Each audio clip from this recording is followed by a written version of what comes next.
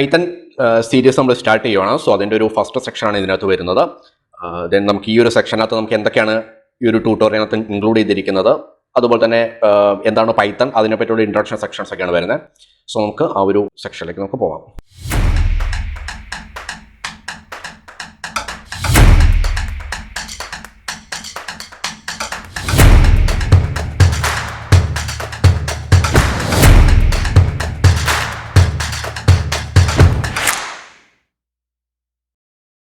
Completely beginner friendly ആയിട്ടുള്ള രീതിയിലാണ് ഈ ഒരു സെക്ഷൻസ് എല്ലാം കംപ്ലീറ്റ് ചെയ്യുന്നത്.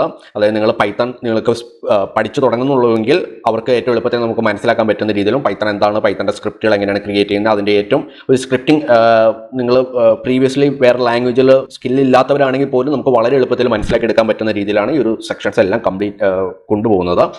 സോ അതുപോലെ തന്നെ നമുക്ക് അറിയാവുന്നവരാണെങ്കിൽ അവർക്കും കുറച്ചുകൂടി ഇമ്പ്രൂവ് ചെയ്യാൻ പറ്റും. നിങ്ങളുടെ സ്കിൽസും നിങ്ങൾക്ക് കുറേയും കൂടി കാര്യങ്ങളൊക്കെ പഠിച്ചെടുക്കാവുന്ന രീതിയിലാണ് വരുന്നത്. സോ നമുക്ക് ബേസിക്കലി നമുക്ക് പൈത്തൺ എന്താണെന്നുള്ളത് നോക്കാം. സോ പൈത്തൺ ആ ഒരു നെയിമിലാണ് ആ ഒരു ലാംഗ്വേജ് ക്രിയേറ്റ് ചെയ്തെടുത്തിരിക്കുന്നത്. ഈ ഒരു ലാംഗ്വേജിനെ പറ്റി നിങ്ങൾ പഠിക്കാൻ സ്റ്റാർട്ട് ചെയ്യുന്നുണ്ടെങ്കിൽ നിങ്ങൾ ഈ ഒരു ഇടയ്ക്കായിട്ട് നിങ്ങൾ കേട്ടിട്ടുണ്ടാവും ഈ ഒരു ലാംഗ്വേജിനെ പറ്റി.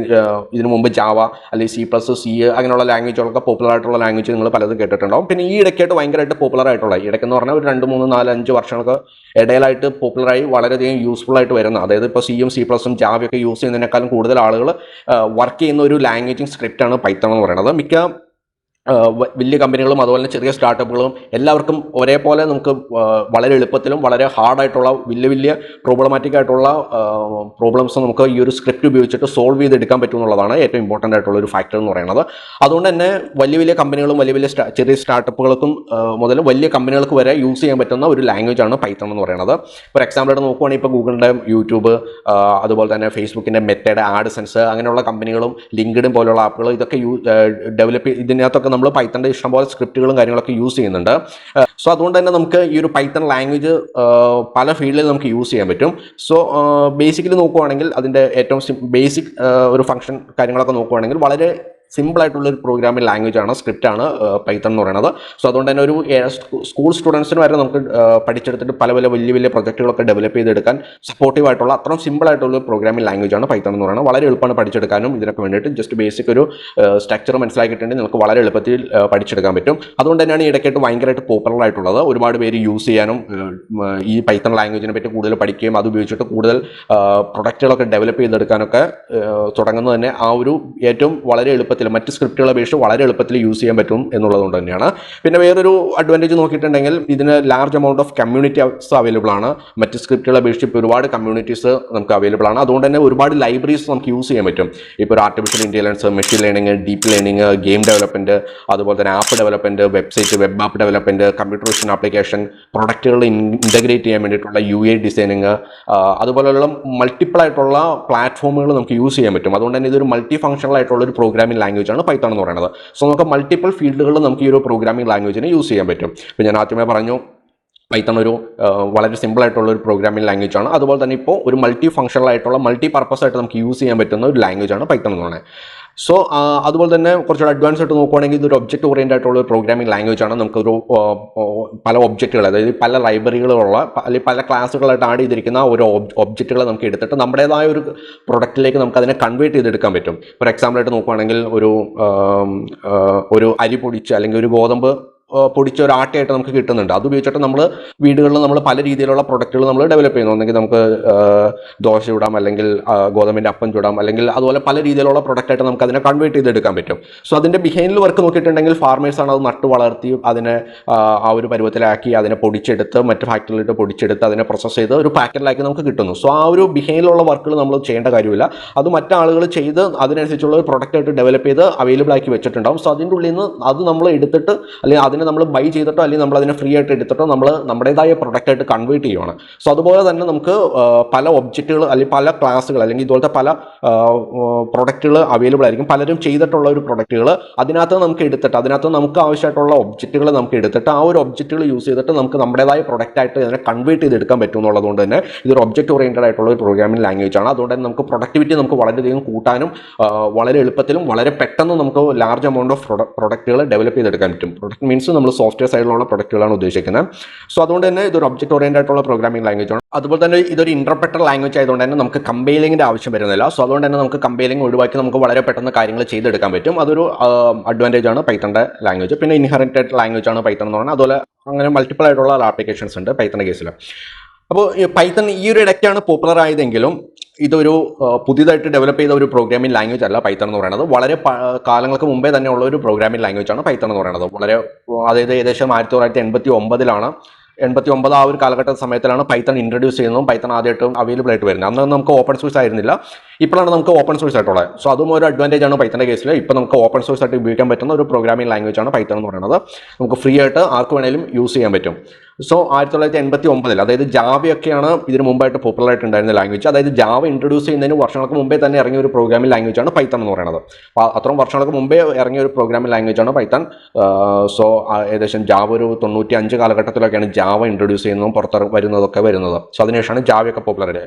ആ ഒരു സമയത്ത് പൈത്തൺ അതിനേക്കാൾ താഴെയായിരുന്നു. സിയും C++ഉം ജാവയൊക്കെയാണ് മോസ്റ്റ് യൂസ് ചെയ്തുകൊണ്ടിരുന്ന ലാംഗ്വേജ് എന്ന് പറഞ്ഞാൽ. ഏകദേശം ഈ 2010 അല്ലെങ്കിൽ 2015 ശേഷമൊക്കെ വളരെയധികം യൂസ് ചെയ്യുന്ന ഒരു പ്രോഗ്രാമിംഗ് ലാംഗ്വേജ് ആയിട്ട് പൈത്തൺ വന്നിട്ടുണ്ട്. ഇപ്പോൾ ഏറ്റവും അധികം പ്രൊഡക്റ്റുകളും അതിൻ്റെ പ്രൊഡക്ടിവിറ്റി ഒക്കെ കൂട്ടുന്നതും അതിനനുസരിച്ചുള്ള ഒന്നെങ്കിൽ മെയിൻ പ്രോഗ്രാമായിട്ടോ അല്ലെങ്കിൽ അതിൻ്റെ സബ് പ്രോഗ്രാമായിട്ടോ ഒക്കെ വർക്ക് ചെയ്യുന്നതെല്ലാം പൈത്തണിൻ്റെ സ്ക്രിപ്റ്റിംഗ് ലാംഗ്വേജ് ഒക്കെയാണ്. ഇപ്പോൾ ഞാൻ പറഞ്ഞ പോലെ ഇപ്പോൾ ഒരു എക്സാമ്പിളായിട്ട് പറയുവാണെങ്കിൽ ഫേസ്ബുക്കിൻ്റെ ഒരു ആഡ്സെൻസ് അക്കൗണ്ട് നമ്മളിപ്പോൾ മെറ്റ, ലിങ്ക്ഡിൻ അങ്ങനെയുള്ള ആപ്ലിക്കേഷൻസ് ഒക്കെ വർക്ക് ചെയ്യുന്നതെല്ലാം ഈ പറഞ്ഞ പോലെ തന്നെ പൈത്തണിൻ്റെ സ്ക്രിപ്റ്റ് ഉപയോഗിച്ചിട്ടാണ് വർക്ക് ചെയ്യുന്നത്.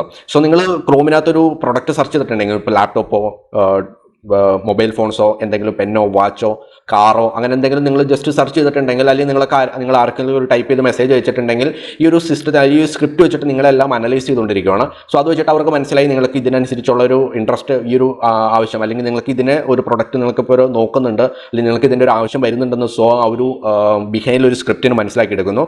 ദെൻ ആ ഒരു സ്ക്രിപ്റ്റ് എന്ത് ചെയ്യും, അതിനനുസരിച്ച് പ്രോസസ്സ് ചെയ്തിട്ടുള്ള പരസ്യങ്ങളായിരിക്കും നിങ്ങളുടെ അടുത്തേക്ക് വരുന്നത്. സോ നിങ്ങൾ ജസ്റ്റ് സെർച്ച് ചെയ്തിട്ട് നിങ്ങൾ പിന്നെ ഫേസ്ബുക്കോ അല്ലെങ്കിൽ യൂട്യൂബൊക്കെ നിങ്ങൾ ഓപ്പൺ ചെയ്തിട്ടുണ്ടെങ്കിൽ നിങ്ങളുടെ സെർച്ച് ഹിസ്റ്ററി എന്തായിരുന്നു അതിന് റിലേറ്റഡ് ആയിട്ടുള്ള പരസ്യങ്ങളായിരിക്കും വരുന്നത്. ഇൻസ്റ്റന്റ് നിങ്ങളിപ്പോൾ ഒരു സെർച്ച് ചെയ്ത് നിങ്ങളൊരു 1 മിനിറ്റോ 2 മിനിറ്റോ കൊണ്ട് കയറിയിട്ടുണ്ടെങ്കിൽ നിങ്ങൾക്ക് റിലേറ്റഡ് ആയിട്ട് വരുന്ന പരസ്യങ്ങളെല്ലാം നിങ്ങൾ എന്താണോ നിങ്ങളുടെ ഇൻട്രസ്റ്റ് എന്താണോ അതിനനുസരിച്ച് റിലേറ്റഡ് ആയിട്ടുള്ള പരസ്യങ്ങളൊക്കെ ആയിരിക്കും വരുന്നത്. സോ ഇതെല്ലാം വർക്ക് ചെയ്യുന്ന ബിഹൈൻഡിൽ ഒരു പൈത്തണിൻ്റെ ഒരു പ്രോഗ്രാമിംഗ് സ്ക്രിപ്റ്റ് അല്ലെങ്കിൽ ഒരു ഡേറ്റ അനലൈസിംഗ് ഒക്കെ വെച്ചിട്ടാണ്.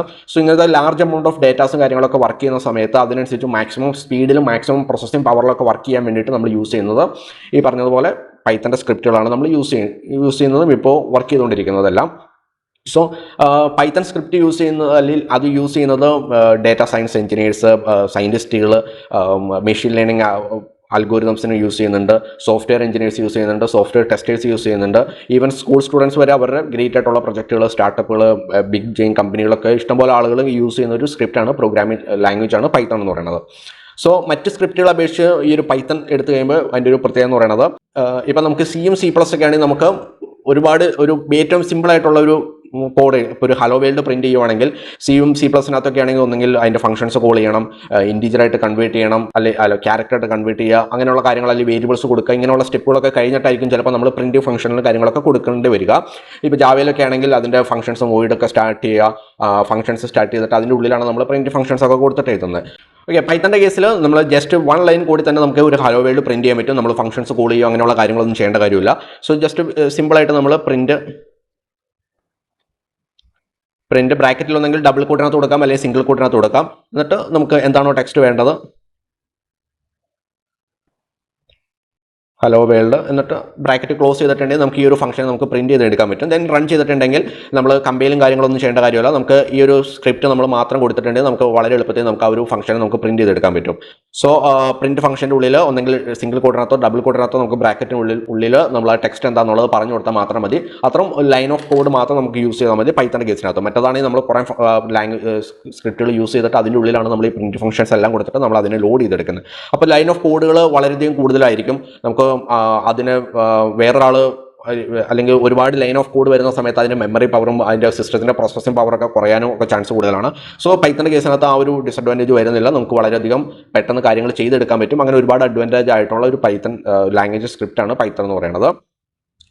ദെൻ സോ നമുക്കിത് യൂസ് ചെയ്യാൻ പറ്റുന്നത് നമ്മൾ സോഫ്റ്റ്വെയർ ഫീൽഡിൽ യൂസ് ചെയ്യുന്നുണ്ട്. സോഫ്റ്റ്വെയർ ഡെവലപ്മെൻറ്റിന്, വെബ് ആപ്പ് ഡെവലപ്മെൻറ്റിന്, ആൻഡ്രോയിഡ് ആപ്ലിക്കേഷൻ, iOS ആപ്ലിക്കേഷൻ, അതുപോലത്തുള്ള ആപ്ലിക്കേഷൻസ് ഡെവലപ്പ് ചെയ്യാൻ വേണ്ടിയിട്ട് ഗെയിം ഡെവലപ്മെൻറ്റ് യൂസ് ചെയ്യുന്നുണ്ട്. പിന്നെ മോസ്റ്റ് ഓഫ് യൂസ് ചെയ്യുന്നത് data processing, data analysing, machine learning, artificial intelligence, അതുപോലുള്ള ഒരുപാട് ഫീൽഡ്, അതുപോലെ തന്നെ game development, software testing, data science, app development, even hacking, അങ്ങനെയുള്ള ഒരുപാട് മൾട്ടിപ്പിൾ ആയിട്ടുള്ള ആപ്ലിക്കേഷനിൽ നമ്മൾ പൈത്തൻ്റെ ലാംഗ്വേജ് നമുക്ക് യൂസ് ചെയ്തിട്ട്, അതായത് എല്ലാ ഫീൽഡിലും നമുക്ക് യൂസ് ചെയ്യാൻ പറ്റും. അതുകൊണ്ട് തന്നെ ഇതൊരു മൾട്ടി ഫംഗ്ഷണൽ ആയിട്ടുള്ള ഒരു പ്രോഗ്രാമിംഗ് ലാംഗ്വേജ് ആണെന്ന് പറയുന്നത്. സോ നമുക്ക് ലാർജ് ഏരിയകളിൽ നമുക്ക് ലാർജ് പ്രൊഡക്റ്റ്, അതായത് ഈ ഒരു ഒറ്റ സ്ക്രിപ്റ്റ് വഴി തന്നെ നമുക്ക് മൾട്ടിപ്പിൾ ആയിട്ടുള്ള ഫീൽഡിലും മൾട്ടിപ്പിൾ ആയിട്ടുള്ള പ്രൊഡക്റ്റുകൾ നമുക്ക് ഡെവലപ്പ് ചെയ്തെടുക്കാൻ പറ്റും. ഏറ്റവും സിമ്പിളായിട്ട് നമുക്ക് പഠിച്ചെടുക്കാൻ പറ്റുന്ന രീതിയിലാണ് ഈ ഒരു സ്ട്രക്ചർ പോകുന്നത്. സോ കംപ്ലീറ്റ്ലി ബിഗിനർ ഫ്രണ്ട്ലി ആയിട്ടുള്ള രീതിയിലാണ്. നിങ്ങൾക്ക് പ്രീവിയസ് സ്ട്രക്ചർ ഇല്ലെങ്കിൽ തന്നെ നമുക്ക് വളരെ എളുപ്പത്തിൽ പഠിച്ചെടുക്കാൻ പറ്റുന്ന രീതിയിലാണ് ഇതിൻ്റെ സിലബസും കാര്യങ്ങളൊക്കെ ക്രിയേറ്റ് ചെയ്തിട്ടുള്ളത്. സോ നമുക്ക് അടുത്ത സെക്ഷനിലൊക്കെ അതിൻ്റെ കൂടുതൽ ഡീറ്റെയിൽസും കാര്യങ്ങളൊക്കെ നോക്കാം, എങ്ങനെയാണ് അതിൻ്റെ ബാക്കിയായിട്ട്. അപ്പോൾ സോ ഈ ഒരു ഓരോ സ്റ്റെപ്പും ഓരോന്നിൻ്റെ അപ്ഗ്രേഡ് ചെയ്ത് പോകുന്ന രീതിയിലേക്കും കൊണ്ടുപോകുന്നത്. സോ നിങ്ങൾക്ക് വളരെ എളുപ്പത്തിൽ എല്ലാ കാര്യങ്ങളും കണ്ടിന്യൂസ് ചെയ്തിട്ട് നിങ്ങൾക്ക് ഡെവലപ്പ് ചെയ്തെടുക്കാൻ പറ്റും. സോ നമുക്ക് ബാക്കിയുള്ള സെക്ഷനിലേക്കും കാര്യങ്ങളിലേക്കൊക്കെ പോവാം. സോ ഇന്നത്തെ സെക്ഷൻ ഇവിടെ വൈൻഡപ്പ് ചെയ്യുവാണ്. സോ നമുക്ക് അടുത്ത സെക്ഷനിൽ കൂടുതലായിട്ടുള്ള ഡീറ്റെയിലും കാര്യങ്ങളൊക്കെ നോക്കാം. സോ അടുത്ത സെക്ഷനിൽ കാണാം. Bye bye.